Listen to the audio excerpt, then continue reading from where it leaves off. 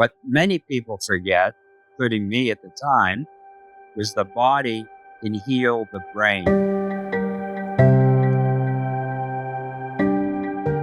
Hello, and thank you so much for tuning in today. We have a special guest whose story might resonate with many of you.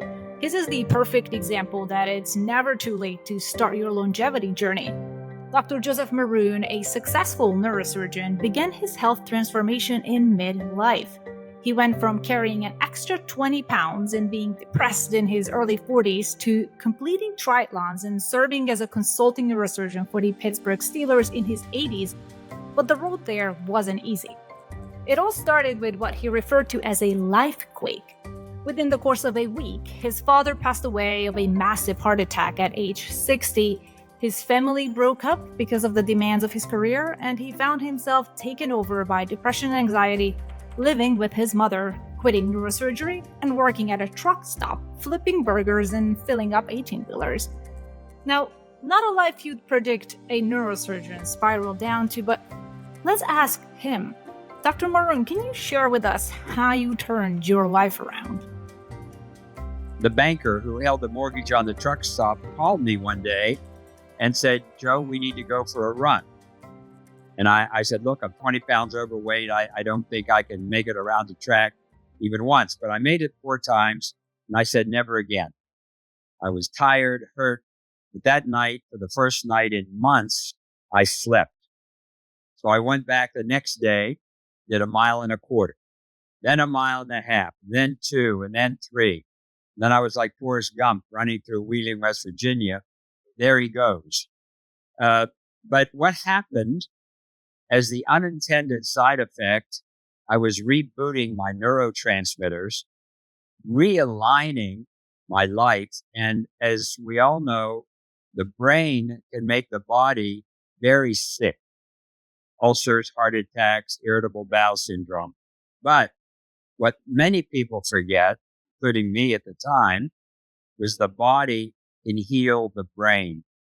So the exercise that I was doing, performing, to lose weight, to just feel good, ended up rebalancing my neurotransmitters. My endocannabinoids, dopamine, serotonin went up without drugs.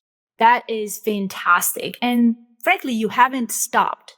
You learned how to swim at age 43, continued running and started biking. And here we are seeing you on the news having completed 5 Hawaiian Ironman World Championships in Kona and still doing triathlons in your 80s.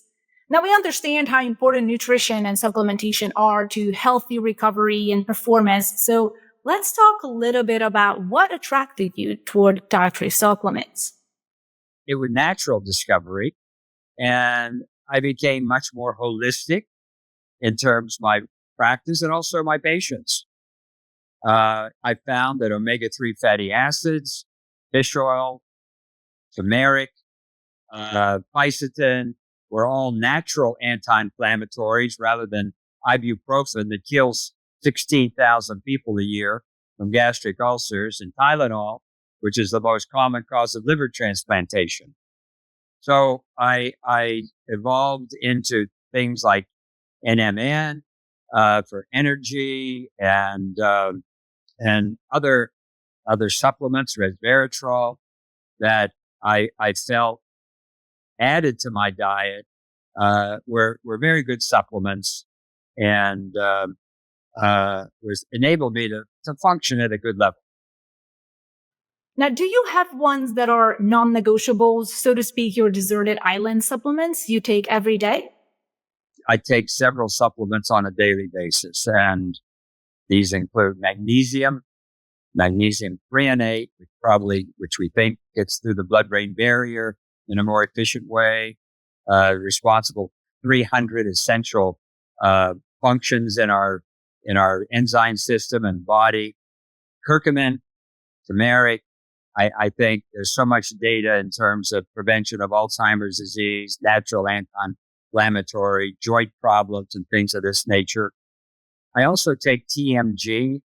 I tend to have a family history of cardiac disease and a high homocysteine level, and that I think helps me maintain a reasonable level.